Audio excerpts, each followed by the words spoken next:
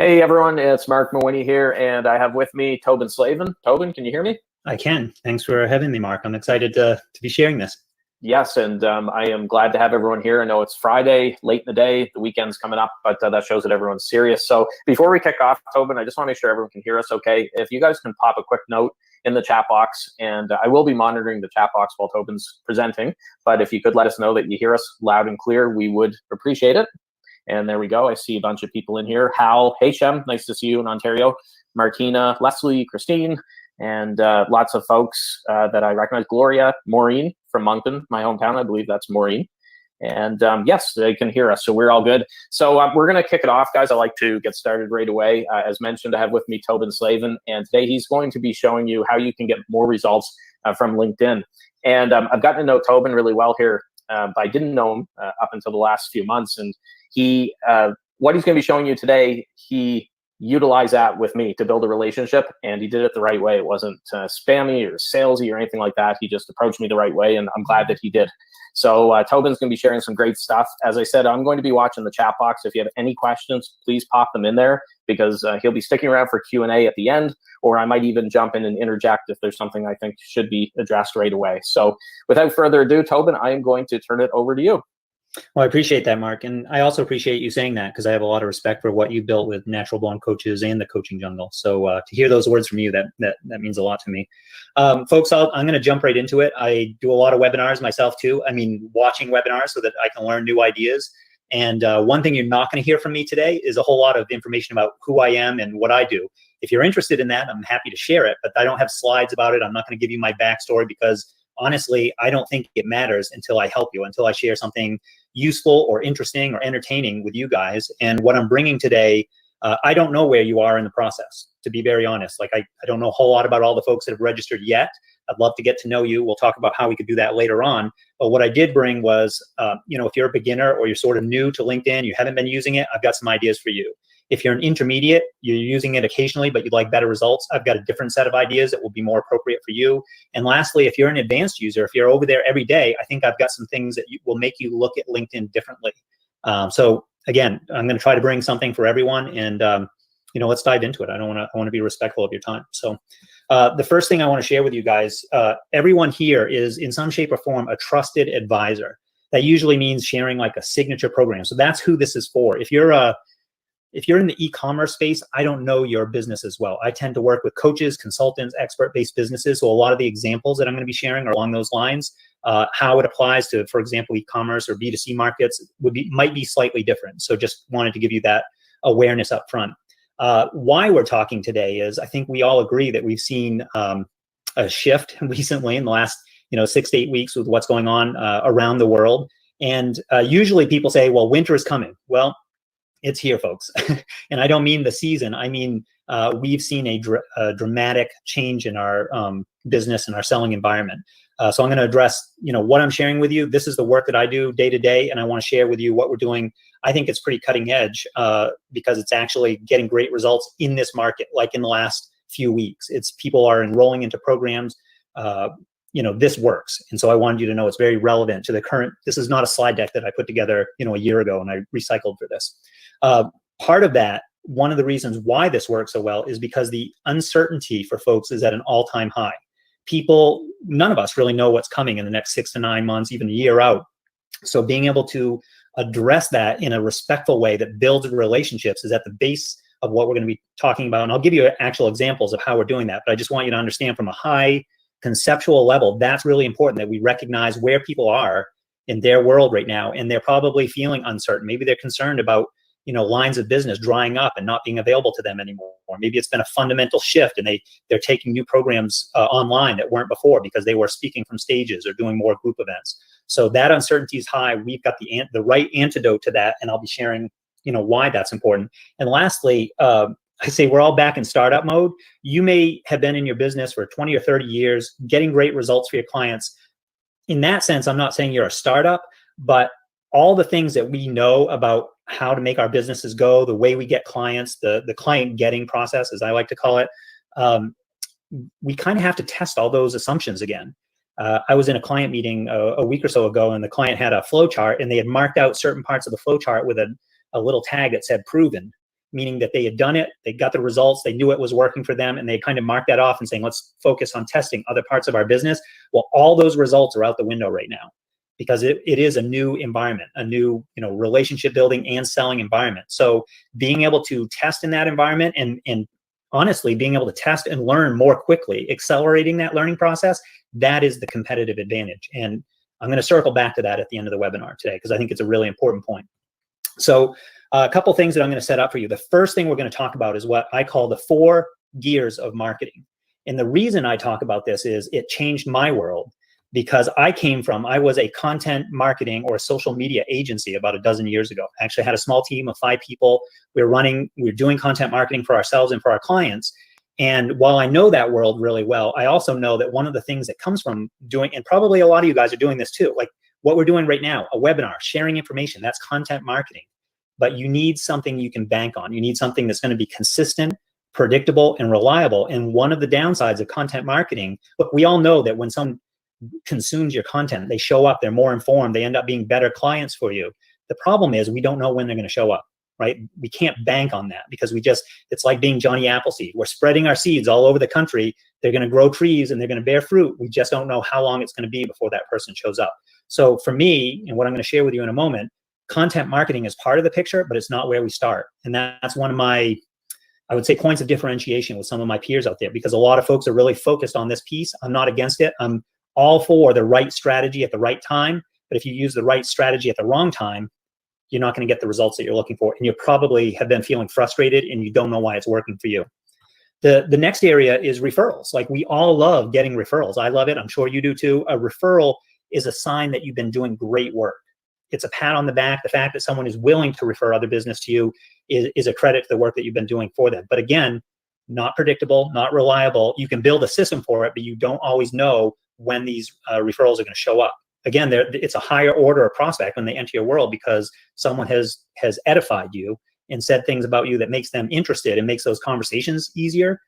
But we're going to talk about how we can actually be more proactive and take control of this situation, put our hands on the wheel, so to speak. And then lastly, and this is the villain that I'm going to throw the rocks at for a moment. How do you get to ROI? Everyone out there is talking about marketing funnels. Like, that is the hot, trendy buzzword. There's some big companies that are selling tools around this space.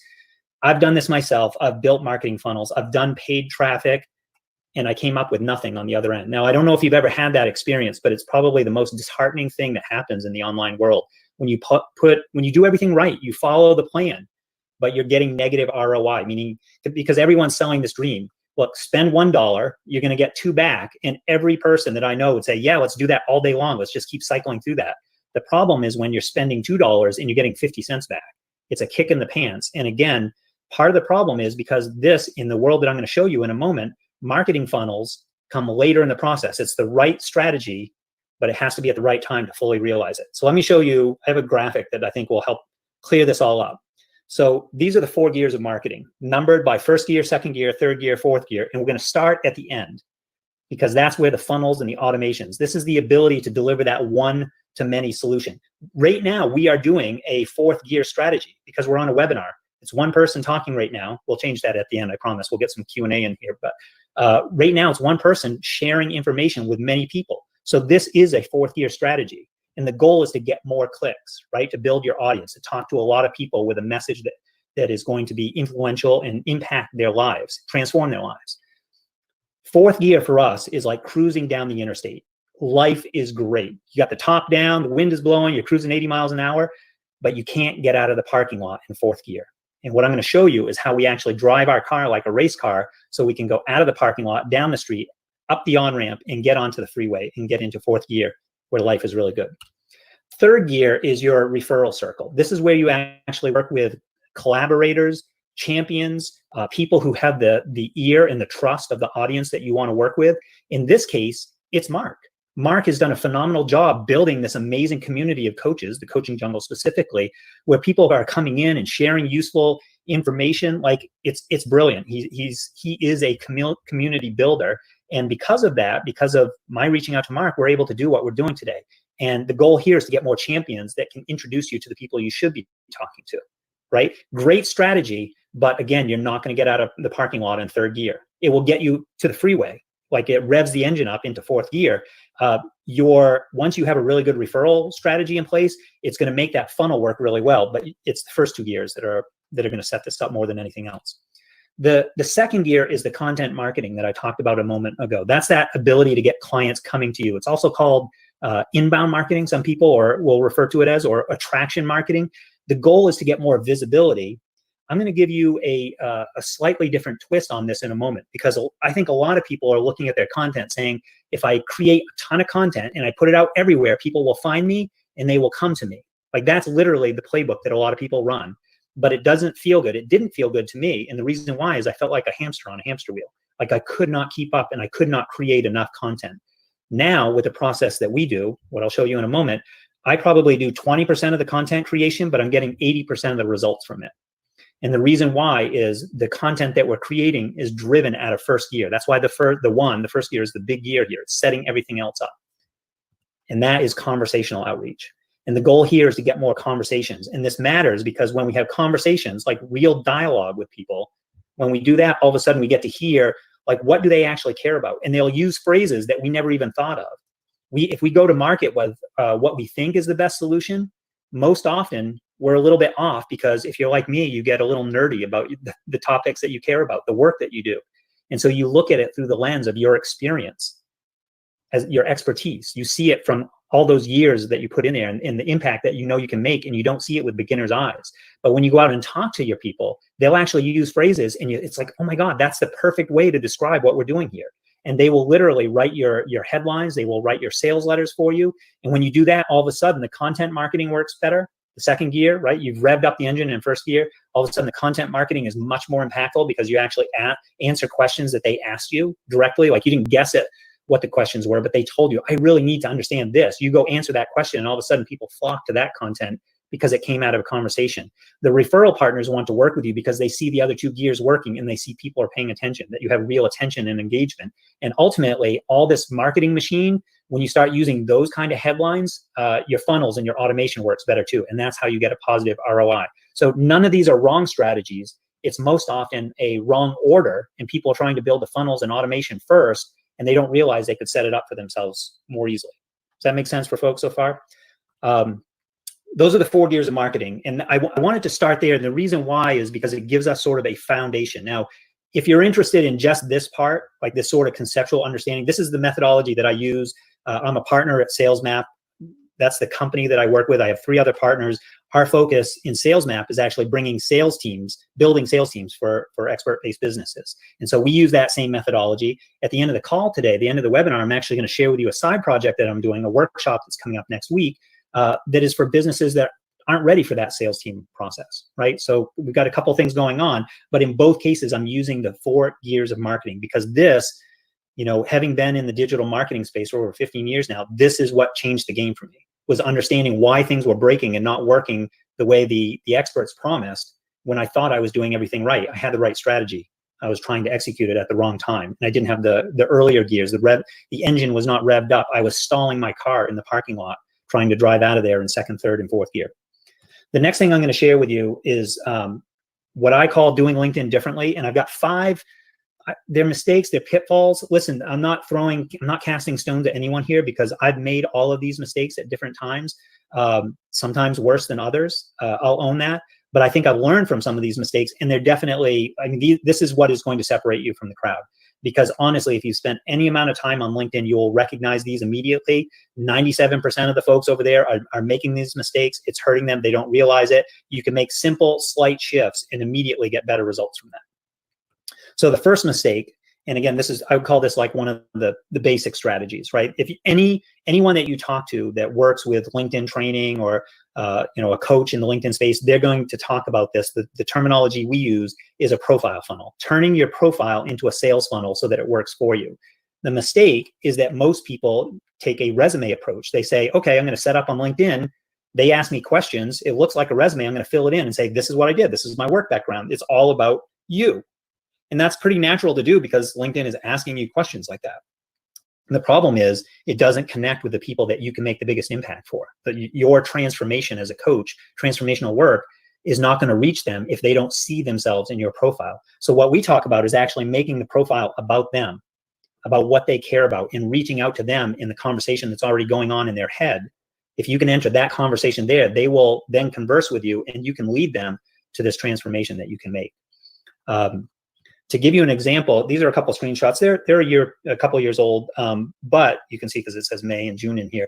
But the reason why I wanted to show you these and why this is relevant with the 4 gears of marketing is that when you start doing conversational outreach, the first gear of marketing that I showed you a few moments ago, the first thing that people do, like you reach out to them, you're on their radar all of a sudden. Like they see your name, your avatar, like they're aware of you when they weren't 5 minutes before. The first thing that most people do, I bet you've done this too, is you go check out, who is this person? Like who are they? What do they do? What's their story? And what you're seeing in these graphs is the start of when someone begins the conversational outreach, and it basically amplifies or turns the volume up on your profile, your profile funnel. People start entering the top of that funnel because they're doing the research. You didn't push them to go there. You didn't have to entice them. You just started a conversation and they're kind of checking you out. So we want to take advantage. And the truth test that we use in this part of the process is you have a great profile funnel if people start saying, so how do you do that? Like, can you tell me a little bit more? Or they say, I looked at your profile and I knew we should be talking, right? In all those cases, it's about them wanting to understand more. It's not so much about you and your story and your work history and all the great things you do. You have to meet them where they're at first. The next mistake, and you guys, I'm sure you recognize this, especially if you're active on LinkedIn now, it's the leg humper approach. It is receiving marketing messages in your inbox from people that you don't know, and they're using platforms, they're using automation to deliver this, but it's very impersonal and it doesn't feel good. I don't like being in somebody else's marketing process. I doubt you do either. It feels like they're treating you as a number and not as a person, that it's just a transaction to them. And transactions, it's part of the business world that we're in, but we want to, my assumption about you is that you're doing transformational work. Like you want to make an impact. So it's really hard to treat people as a number. And literally it's automation because they're thinking, I'm going to put 1,000 people in the top of this funnel and the funnel is going to spit out 3 clients at the bottom. And if I have 3 clients this month, life is going to be great. I'm going to take my family on vacation. Like that is the thought process.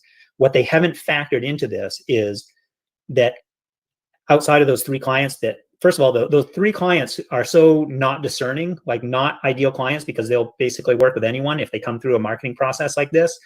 That's one thing. They're not great clients, but you've also pissed off probably over 950 of the other people who made a mental note and said, this person did not care about me enough as a person to actually respect who I am. They treated me as a number. So they made a mental note, when I see this person's name again, let's run the other way. Let's avoid this person. They don't respect me.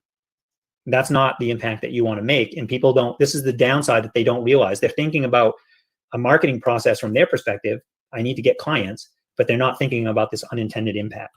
And another thing people don't realize about the automation is it's actually prohibited. This is LinkedIn's documentation. Now, I hear some people out there saying, well, wait a minute. I'm on a platform.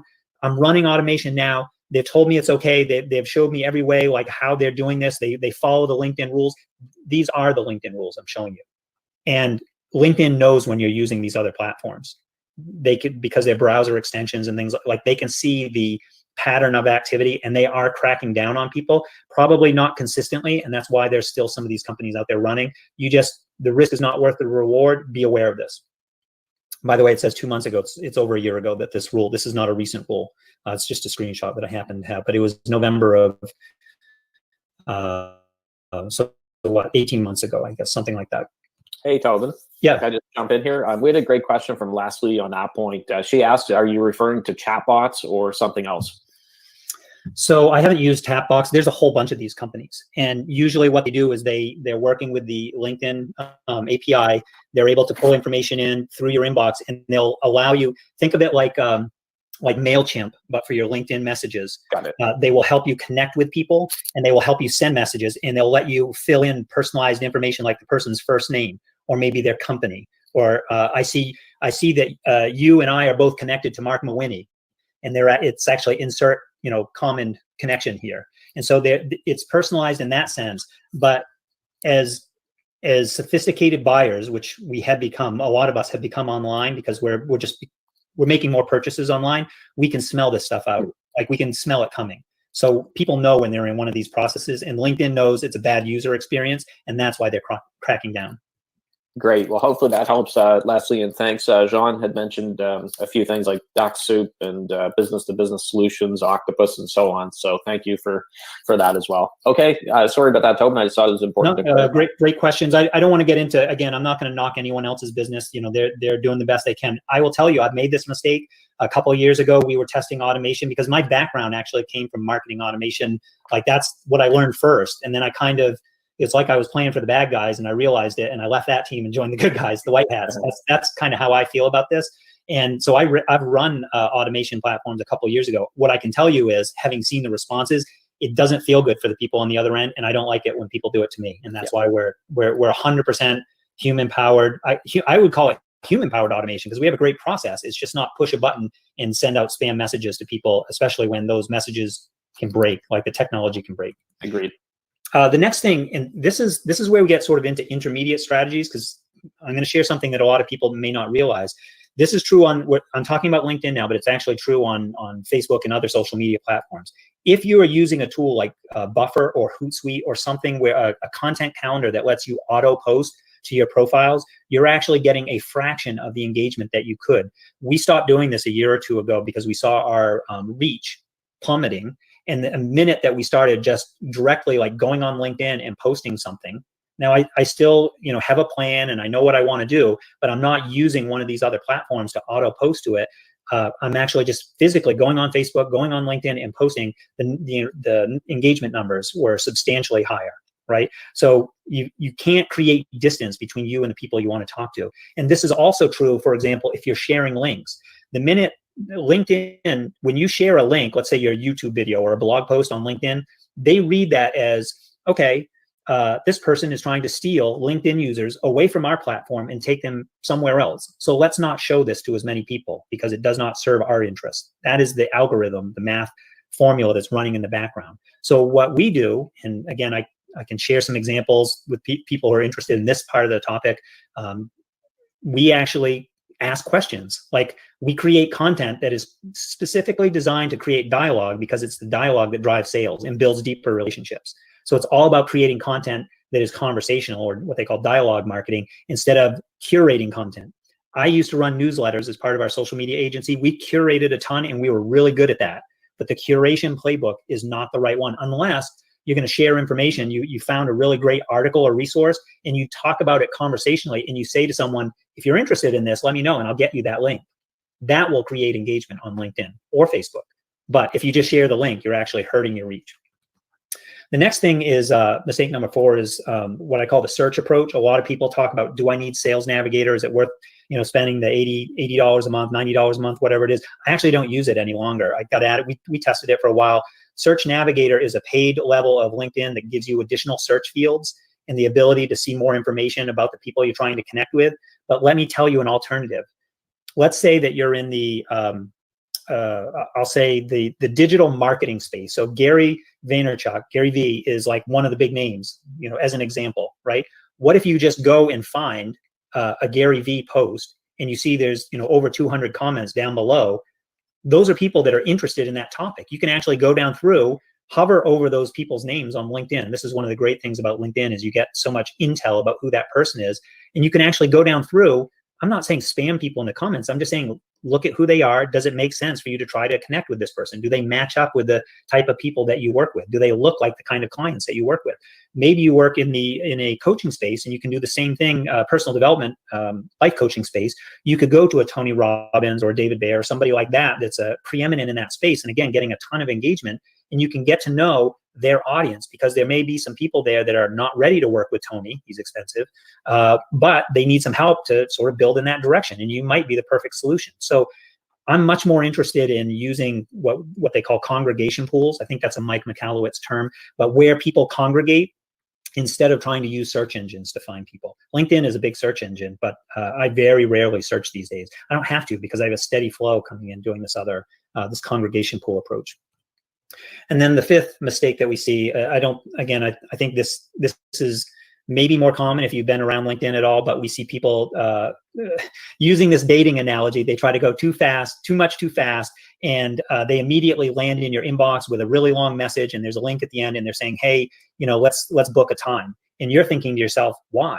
Like, why would I, like, for what reason would I take a chunk of my time out of my day, and I don't have enough time as it is, to do a 15-minute or a 30-minute call? For what purpose? Because you want to sell me something. Like, this is literally the person that's in their mindset. They want to get results. They want to go home. They want to go back to the hotel on the first date. And you're not going to get married on the second date either. We're talking about building real relationships. And there is a process. I'll actually show you how we do this in a moment. But people have short shrifted this real relationship building, having a real network, and they don't have to do it because it's much more effective. They don't realize that. And people are, I think, because there's a lot of automation and a lot of funnels and a lot of marketing out there, this is how you can really connect with people, is to treat them like one of your friends. If one of your friends came forward and said, who do you know that could help me with this? You would sort of guide them through the process. You look out for their best interests. And that's exactly how we want to treat these new folks that we're building relationships with. All right, so here are, these are actually 4, I call them secrets.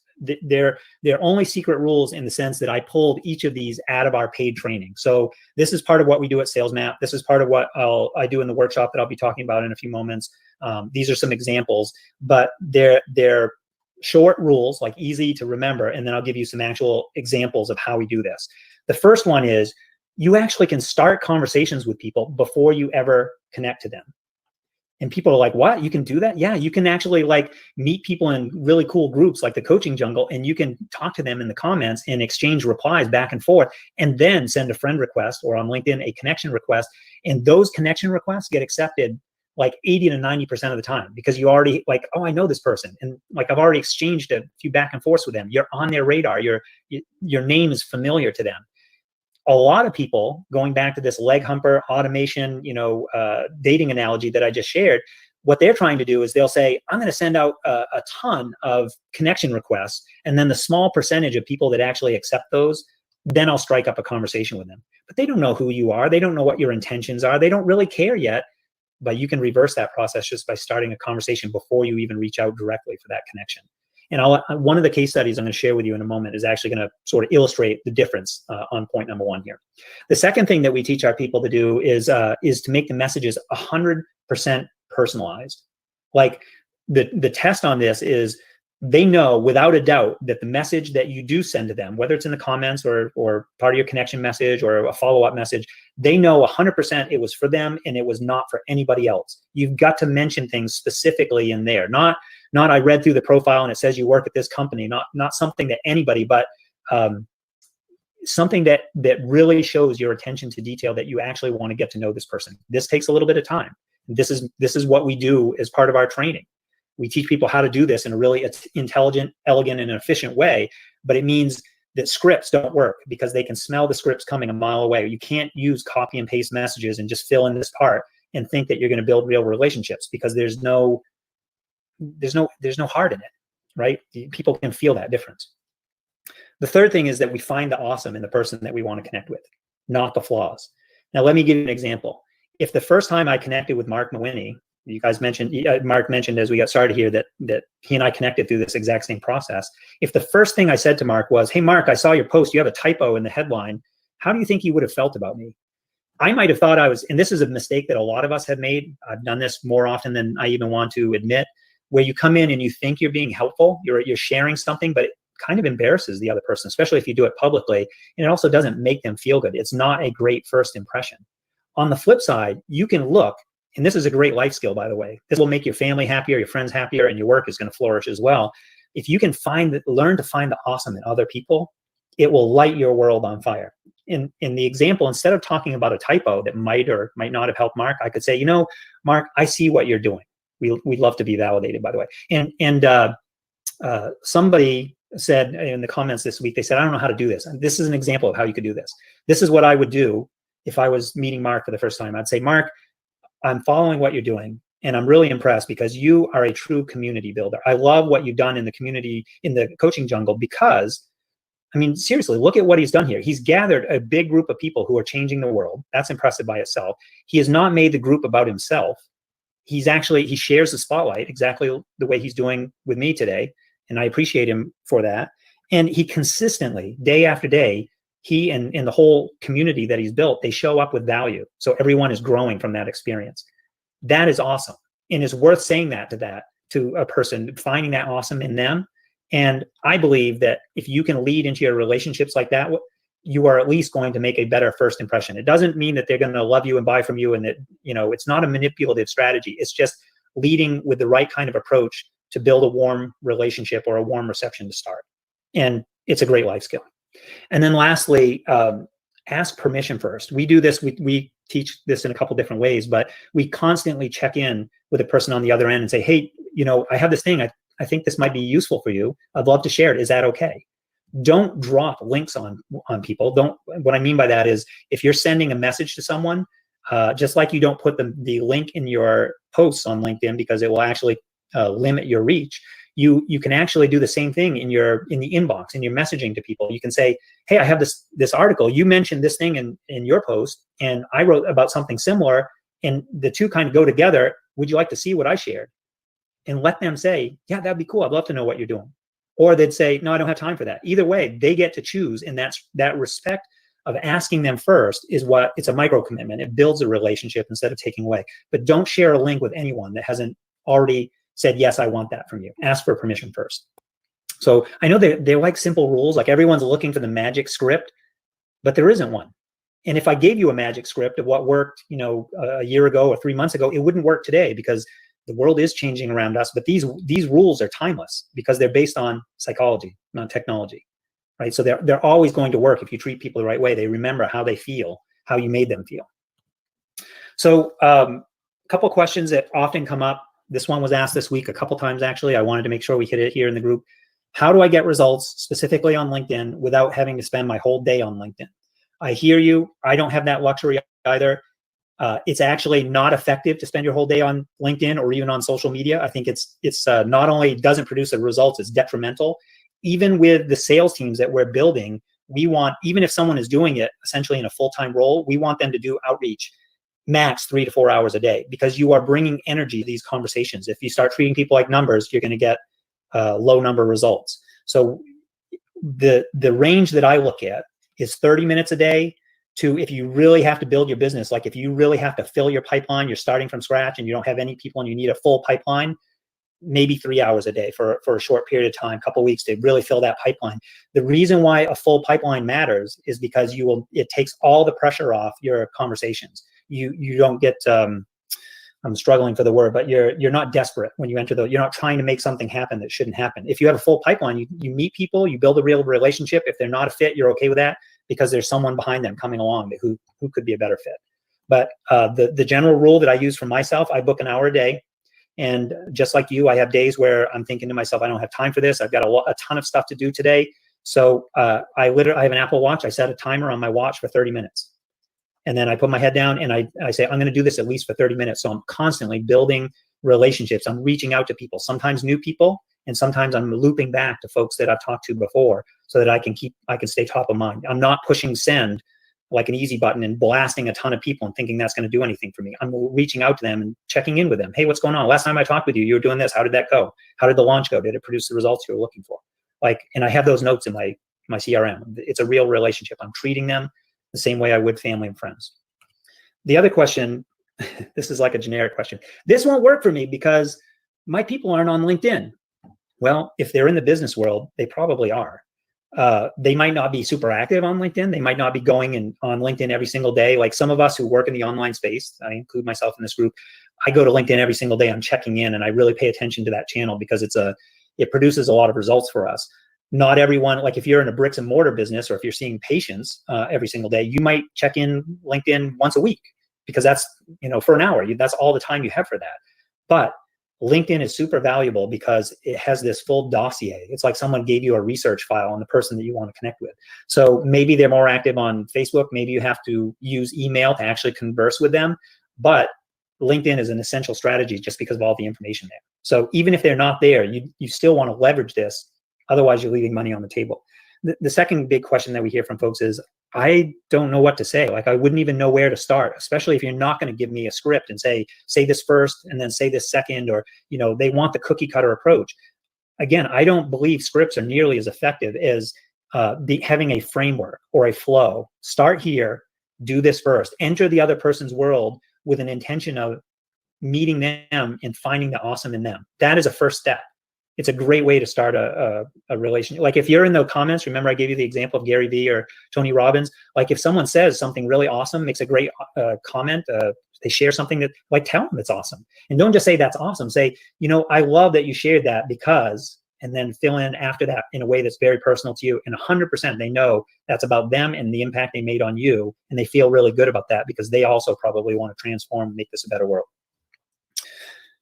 All right, I'm just looking at my notes to make sure I've covered everything. Here's what I have for you guys. If this approach interests you, the thing that I'm doing next week is a client in a day workshop. This is something, again, most of my work is with Sales Map. If you're interested in sales teams and bringing on folks that can prospect and bring deals to the table for you, that's what we do at Sales Map. I think I have the URL coming up in a minute, but it's salesmap.me, not .com. But what I'm doing next week is a side project that I have going. And honestly, between you and I do it because I love it. This is something that I get really nerdy about this. The work is capitalized in this word for a specific purpose. It is a 6-hour workshop, and someone out there just groaned and said, oh my God, I would never sit there for 6 hours. You're right, you won't sit there for 6 hours. I sit there for 6 hours on Zoom in a virtual room. What we do is we share a bunch of information ahead of time, what I call a web kit, and then we work for 6 hours. And so people get all the tools that they need. And if they get stuck with something, I'm there on Zoom and they can check in and say, hey, I just sent this message and I didn't get the response I thought I was going to get. How can we adjust that? That's what it's like a hackathon approach to this conversational outreach. And I just call it a client in a day workshop.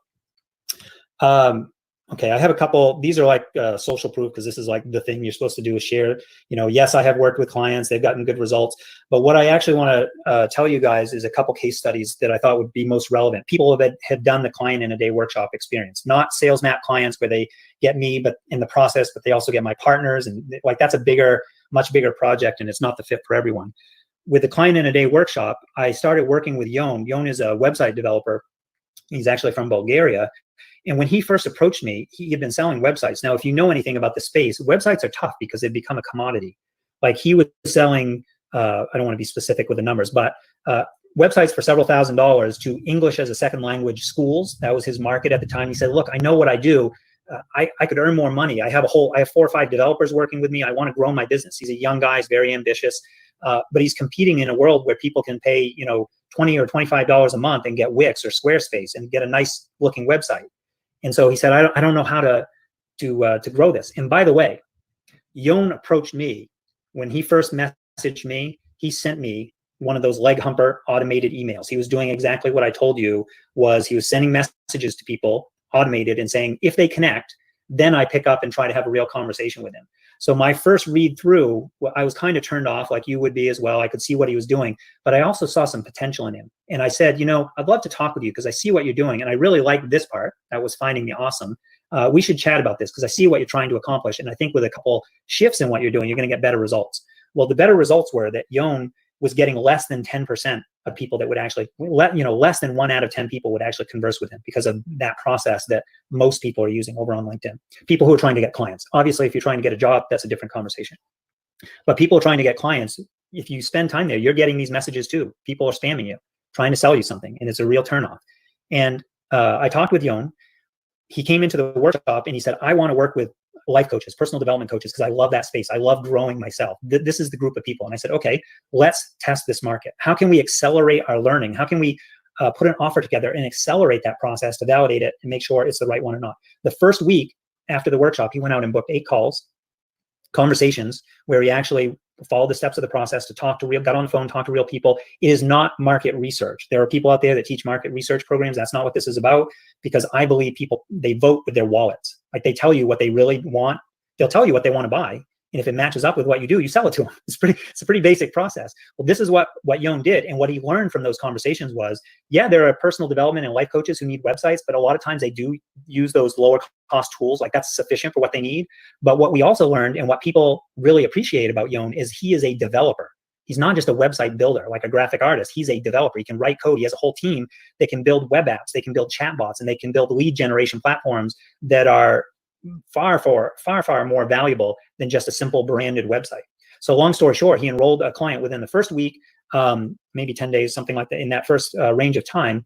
And that line of business, that one small project, I would estimate from talking with Yon that this is probably going to end up being a $250,000 of a new line of business for him, not from one project, but because of the door that he opened on this specific project. I have a little insight into that. I don't want to get into the specifics, but it is going to be a big opportunity, and he never would have found this without the conversations. I do have a couple other case studies. We can talk about more examples, but I want to give you guys, so client in a day workshop, it's less than $1,000. There's no sales, there's no pitch here. If you want to see what the details, I'd love to chat with you. I'll ask you a couple questions. If we think it's a fit, I'll share the details. It's really simple. This is what I do. I converse with people. I don't send them to pages and try to beat them up with headlines. And this isn't a ploy to get someone on the phone. Literally, I'll just chat with you. If it makes sense, I'll share the details. If it doesn't make sense, I'll tell you that up front and share what I know that might serve you more. These are the best ways to get in touch with me. Right? You can tag me in the coaching jungle. I'm active in there too. I'll answer you. I promise, because that's what I do. I chat with people. Right? You can find me on LinkedIn if you prefer that. Actually can show you a couple things that you might find really interesting, because you guys, what a lot of the folks in the coaching jungle, you guys are experts in your space. So the work that you do is very much in alignment with what we do as well. So we have some things coming down the road that you're going to want to know about specifically for LinkedIn. I'm also active on Facebook. Happy to chat with you there if you prefer, or you can just email me directly. And this was what I was telling you. It's salesmap.me, not .com. Mark, that's kind of how we doing in the chat. I haven't been over to listen. Yeah, we had a couple questions. Rivers just asked if that was US or Canadian. Which number? Oh, the less than $1,000. I'm in the US. So yes, it's less than $1,000, but it's US currency. Got it. And actually, Rivers had another question, which I promised to get back to, and I'm just trying to find it. We had a lot of chatter which is great. I'm glad to see a lot of conversation in the chat box. Geez, I hope I can find it here, Rivers. Let's see. I'm going to keep looking here. Wait, Rivers, pop it in there again if it's top of mind. If you can find it easier, maybe that will help, Mark. The one thing I'll let folks know, what I'm not doing, just to be upfront with you, and the workshop is this week before, what I call the web kit, week before kit of resources, playbooks that I use, and we do the workshop, and then I make a promise in this workshop of what I will do to help you get your client enrolled. That's what the process there. It is not what we do in SalesMap. SalesMap is a different animal. It's a 25K offer. It's folks that are already doing 6 figures or multi 6 figures and they want to go to 7. It's a different process. So I just want to be clear with folks. I'm not trying to tell you that you're going to get the SalesMap experience for less than $1,000. It doesn't work quite that way. But if you're in the right place where you do want to go get several clients and that makes a significant difference in your business, you maybe want to launch a new program. That would be, or you've already got programs out there, but you've been doing one-to-one work and you want to test the waters on a group program. This is the process. I don't think there's a better process, not only because it's the best skill set, but for the time that we're in. Again, think back to that uncertainty and this sort of this is how you find out what people want to buy. They'll tell you, and then you get to decide whether it matches up with what you want to sell. Got it. Now, I will mention, lastly, you had groceries being delivered during, I think, points 3 and 4. So the replay is going to be shared in the coaching jungle. It's going to be put in as an announcement or a pinned post at the top of the group. So if you aren't in the group, feel free to shoot me a message or Tobin, and we can get you that replay. That's probably the best way for you to hear points 3 and 4 in there, but definitely let us know. The replay will be going out. Let's see. Rivers said his question was about organization in LinkedIn, which doesn't jog anything for me here, Rivers, so you got to bear with me looking through. Any other questions too, guys? Pop them in there as we're going through. He might be asking about CRMs and sort of organizing the process. I don't know. I'm kind of making an assumption there, but that is not specifically the topic of what we do in the workshop. Obviously, we do have a framework or flow, but that's a bigger discussion and not the point of focus. I mean, here's the deal with the workshop. This is why we're doing it. It solves a big, hard problem. And that is, how do you get your first few sales, maybe your first few clients, if you're shifting into a new space or you're launching a new program? That is a hard problem that a lot of people struggle with. And sometimes it can take years to work out. And I know that because I've felt that pain. So that's specifically what this workshop will do. We do it faster and with more certainty because we're actually having the conversations and we're able to accelerate the learning cycles, and we're doing it at a reduced cost, which, at least for me and what the work that I do, this is most of my calendar and time is focus on this team, this engine that we're running at SalesMap. And I'm happy to have those discussions. If someone out there is in that world, we can talk about that too. But specifically, I came today to talk about this workshop next week. And Maylene had asked a couple things. She wasn't sure how to convert business people and also how many times to post on LinkedIn, I'm guessing per day. My suggestion, Maylene, would be to book a call with Tobin. You can probably tell from what you've heard here today that it's not one of those icky sales call, high pressure type things. And he's a great guy to connect with anyways. So if the workshop's not for you, then at least you've made a good connection and somebody in your world. But I'd recommend that you book a call with him for sure. Leslie had said, so the key to conversational outreach could be asking a thoughtful question, something that will cause them to stop and comment. Any thoughts on that, Tobin? Yeah, so using curiosity is a great tool. We just have to be intelligent about how we do it. And what I mean by that is, So imagine you were rushing around on a really busy day and someone said, so why did you get into this coaching business anyways? Internally in our head, we're thinking, I don't have time to answer that. Like, why are you asking me this question right now? If we were stuck on an elevator and the elevator broke down and we had 45 minutes to sit there and wait until someone came to fix it, I could answer that for you, but I can't do that today because I've got a ton of other things. So curiosity, yes, but how you structure it, you have to enter that conversation in a way that makes sense for the person on the other end. Yeah. What's in it for them and why should they care? And what you just said, that's like my inner voice, because I get those messages with a very open-ended, so Mark, why did you become a coach? Or what do you do? Or something like that. And it's like, oh God, I really can't spend all day going back and forth on this. So you just said what I'm thinking often. Yeah, well, I think we all do. And here's the truth. You can research someone and answer a lot of that with a couple minutes of research. So do the work. Like, be willing to do the work, because that's a real relationship, not a lazy way of doing it. Got it. I hope I got all the questions, because you answered a lot of them during the presentation, and then we caught Rivers said that you answered his questions, so that's great. And I'm looking through. Geez, I hope I didn't miss any here, guys. But we got a lot of discussion in the box. So yeah, I don't mind if you've got a couple minutes. I don't mind hanging if there's a good question. The one thing I do want to sort of redirect a little bit. You'll have to help me with the name, Mark. But you mentioned someone asked about, or you had made the suggestion of getting on the call. So, folks, my intention is not to book a bunch of calls with you guys. Like. That's not the goal here. I mean, if there's something that you really need and we need to talk through it and get on the phone, but this is not a ploy to get you to book a sales call so I can pitch you on something. Here's what's going to happen. Message me. I'll follow up with you. I'll ask you a couple questions because I genuinely want to understand, can I help you? Like, my promise to you is I'm in it with you to get these results. And if I can deliver on that promise, I'll tell you that up front, and we'll do it in chat. And if I can't do that, if I can't deliver on that result because my name's on it, I'm going to tell you that too. And I'm going to be honest with you. And if we have to get on the phone, I'll do that, but I'm going to make sure that it's worth your time and worth my time, because I don't have a lot of extra time for those. Like, again, most of my calendar is booked up with folks going into the sales map program. So this is really about getting you the information and the answers. Like, if you're wondering about, posting on LinkedIn or whatever, you should know if you post too much on LinkedIn, it actually works against you. So yes, there's an algorithm for that, and this stuff changes all the time. We can chat about that. I don't mind sharing a little bit of information, but I'm looking for the way to make the biggest impact for you guys. And that's what I put together in this workshop.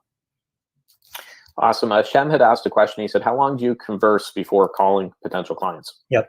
It depends on the person on the other end. A dialogue requires two sides. And I have worked this process and enrolled clients in as short as, 72 hours, I think was one of the shortest ones, from never met this person to, entering and working through the process. And all of a sudden they're enrolling, by the way, not into the workshop, into the 25K sales map program. That's how fast it works, even for big high ticket transactions. Or sometimes it can take 6 or 9 months because I built a relationship with someone. The timing was not right, but we both value the relationship, and I loop back periodically and just check in and see what is going on in my world that I might be able to share that would be useful. And more importantly, what's going on in their world so that I can stay up to date with them. We do it with our family. We do it with our friends. We should do the same thing with these relationships, because your network is your lifeline going forward. Like a robust network, a full pipeline, you will never go hungry. That is the big idea of the workshop. Never go hungry again. Got it. And Shem had asked how many emails, I assume that's follow-up messages or emails. So there is not there's not a specific number. I'm actually, here's my backstory. I used to be an email marketer, a list builder and an audience builder. So I used to build those email nurture sequences, send 3 or 4 emails, and first email is this. Second. I don't do that anymore. I don't do that because 1 or 2 out of 10 people are even reading them. The open rates are dismal. And honestly, it felt like I was a kick in the gut to do all that work and not get any results. So the emails that I'm sending now look very much like the same kind of exchanges that I have on Facebook, on chat, SMS, like text messages, or on LinkedIn. Short, staccato, conversational, expecting a response from the person on the other end, because I want a dialogue. And if there's no dialogue there, I'm not going to keep messaging them. It's the dialogue that drives the sales, not the copywriting or the positioning. That's great. So any final words there, Tobin, before we sign off? No, I just, if this speaks to you, great. I hope you got value out of what we shared. That was my intention, because again, I've gone through and sat through a lot of webinars, so I wanted to deliver what I look for when I do that. If you're interested in the workshop, my promise is that I'm in it with you to get results. And I take that seriously. So that's why I want to chat with people. I'm not sharing a page for anyone to go sign up, because if I don't know you and I don't know if I can get you results, you're not getting in, because I'm on the hook as much as you are. Mm-hmm. So that's just the way I choose to do my business. I don't have to do this. I want to do this. Oh, that's great. Well, thanks, Tobin, and thanks everyone for tuning in here. I hope you got a lot from this. I hope everyone has a great weekend as well. And yeah, thanks for watching. Mark, I meant every word I said about you. I really respect what you've built, but more importantly, how you do it. And I think there's a lot for all of us to learn from you. So I appreciate you. Thank you, Tobin. All right, guys, thanks again, and we'll chat soon. Bye-bye.